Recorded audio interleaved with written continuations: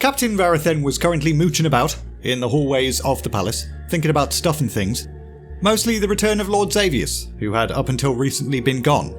Assumed exploded. The fact that the Queen's favourite advisor was now back, and guiding the will of the Highborn again, was not exactly what bothered the captain though. No, what bothered him was that Xavius had changed, in ways even the Queen didn't seem to be able to see. Lord Xavius concerned himself not with the glory of Ashara, but with other matters. His loyalty to the Lord of the Legion above all else. The ever-efficient captain.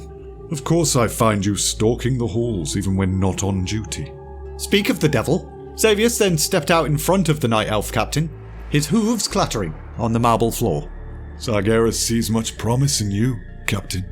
He sees one whose status could be great among those who serve him. He sees you as a commander of his host, up there with the likes of Manaroth. Nay, Archimonde, even. Something about the satyr's eyes started drawing the captain in. I'm honoured to serve, as are we all. And we would serve in any way that we could, if it would make the dream come sooner. Is that not so? Of course. The hooved figure then leaned in really awkwardly close, his eyes glowing in a tantalising and yet unnerving way. You could serve in a manner better suited for you, in a role that would lead you sooner to the command you desire. Excitement then coursed through Varo'then, with him picturing himself leading an entire army of demons in the name of his queen and Sargeras, imagining his conquest of the Burning Legion's enemies, rivers of blood flowing across the lands. However, every single one of these images in his mind ended in exactly the same weird way, with his form shifting into a shape not unlike Lord Xavius's. Forgive me, my lord. I must be about my duties. Xavius's eyes flared briefly, before the satyr nodded politely, and then gestured for the soldier to pass. But of course, Captain. Of course. Meanwhile, night had fallen, once again, on Lord Ravencrest's forces, so the host had once again resumed their march, with the Sisters of Elune spreading out among the soldiers to give their blessings, offering Elune strength and confidence. However, Tyrande Whisperwind currently felt none of that strength or confidence that she was passing on. The High Priestess might see something in Tyrande, but she certainly didn't see it in herself. She continued to perform her duties though, until a familiar figure waltzed right up to her, quite aggressively. Illidan. I'm grateful for your blessing, but I'm comforted more by your near presence. Tyrande's face cheeks flushed, but not in a good way. Surely this is fate, Tyrande. I've been looking for you. We're entering fast-moving times. Decisions must be made without hesitation. Oh, Mother Moon. Tyrande knew what Illidan intended to say next, and thus was filled with a very sudden anxiety, one which caused her to very visibly pull away, and Illidan's face immediately grew quite stony as a result. It's too soon. Or too late. There was a slight hollow tone to Illidan's voice before his face relaxed. I've been too impetuous. This isn't the right time. You've been trying to comfort too many. I'll speak to you when the moment's more appropriate. Illidan then buggered off without another word, but before Tyrande could process all of the things that just happened, another figure approached, this time a slightly more welcome sight. Shaman, forgive this intrusion. You're always welcome, Broxigar. Assuming a blessing was what the orc had come over for, Tyrande reached out and touched his chest, something which startled Brox for a brief moment. I'm not worthy of this blessing, Shaman. That's not why I've come. Oh? Shaman, there's something that burdens my heart. Something I must confess. Go on. I tried to find my death. Tyrande considered the orc's words for a moment, struggling to understand, until... Are you telling me that... The orc then straightened and stiffened. I'm a warrior. I've not guided my dagger to my own chest. And as quickly as his fury rose, Brox's anger then vanished completely, replaced by shame. But I have tried to guide the weapons of others. Yeah. Brox then informed the priestess of his last war against the demons, how he and his comrades had held the way while they waited for reinforcements, how one by one all the other orcs perished, leaving only him. The actions of Brox and the others may have saved the battle, but that in no way made him feel any less guilty about surviving where others had not. Worse still, the war had ended soon after that, giving Brox 0 chances to atone. When Warchief Thrall sent him to investigate the anomaly back in the first book, Brox had seen that as a sign that the spirits had finally granted him an end to his misery.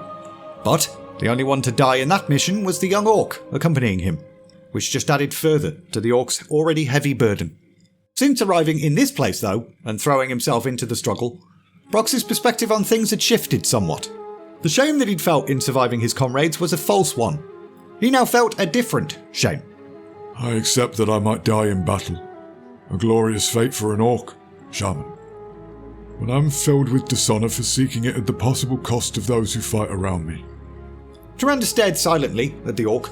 How arrogant her people were, to see this being as nothing more than a beast. He was eloquent, caring, thoughtful. You need not confess to me, Broxigar. You've already confessed to your heart and soul. The "alright everyone, it's time to move on" horns then sounded, abruptly ending this very sincere conversation. But Tyrande quickly touched the orc on the forehead, adding a slight prayer. Whatever fate battle holds for you now, Broxigar, the Mother Moon will watch over your spirit. Thank you, shaman. Meanwhile, They've added soldiers from 2 more settlements in the northwest. As many as 500 or so, I've heard. The Burning Legion can bring that many forth in a few hours, if not less. Ronan frowned. Well, if none of this helps, then why bother? Why not just sit down and wait for the demons to run us through? And Ronan then pulled a very fake, very exaggerated surprise face. Oh no, wait. That's not what happened. The Night Elves did fight. And oh my goodness, would you look at that, they won. Quiet. I do not downplay the additions. I'm simply pointing out the facts. Another fact worth mentioning is that our presence here and the existence of the anomaly means that what happened in the past may not be what happens this time. There's a very, very good chance that the Burning Legion will triumph now, and all we knew will never have been. Well, I'm not going to let that happen. I can't. To eternity, the fates of Orisa and your unborn twins are nothing, Ronan. But I will fight for their sakes, as much as I fight for my flight's future, however monstrous that future may be. Ronan quieted. The future of the Red Dragon flight was indeed quite monstrous. There was just beginning to be hope for us again. That in itself is enough for me to ensure history does not change. I only know what happened based on tomes in Dalaran, Krasis. You were actually alive during all of this.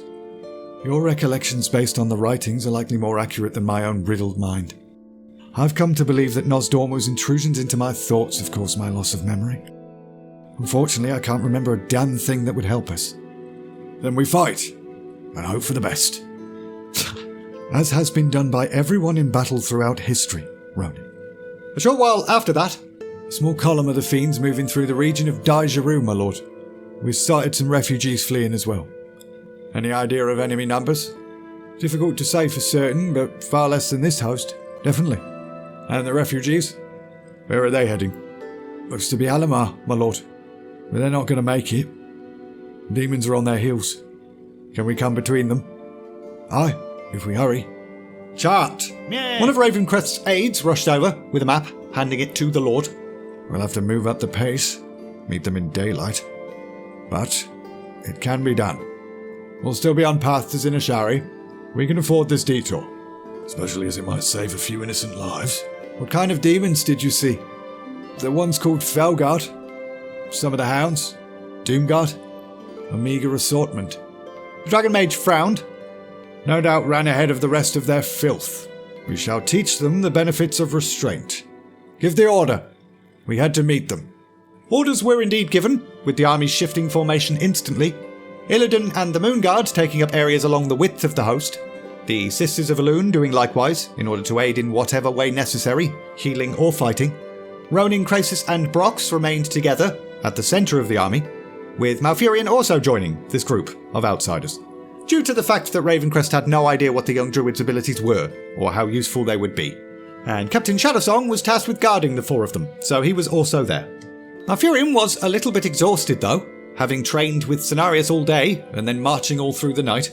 But the demigod had taught him how to better draw strength from the natural world, so hopefully that would help. Eventually, as dawn broke, the Night Elven host had indeed placed itself between the fleeing refugees and their pursuers, and 'twasn't long at all before they could see their foe approaching. Just as the scout had reported, 'twas only a small column of the fiends. My lord, Caution is still suggested. Ravencrest either did not hear that or chose to ignore it. The Lord then raised his sword in the air and waved it back and forth as every horn in the host began to blare out at once. And then, the entire host descended. Arrows fired, bolts of golden lightning burst out.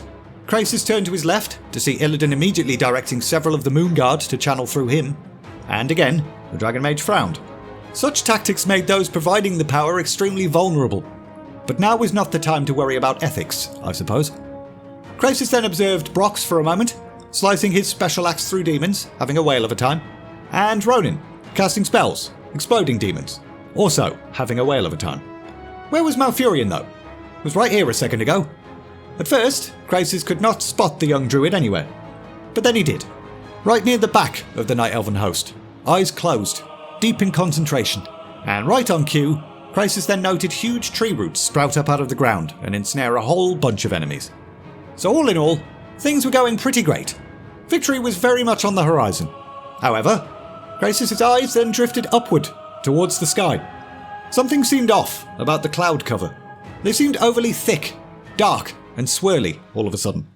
A tingling then coursed through Krasis' entire body, with the Dragon Mage losing complete control of his limbs. Fantastic. All this standing around watching everyone else in the sky had left him wide open to an attack from an Eredar warlock. But again, as the Dragon Mage struggled to overcome the spell, Krasis' gaze returned skyward. Something really was quite weird about those clouds. Balls! It's an illusion! The clouds then vanished, finally revealing the truth. Infernals. Scores of them, raining down from the sky.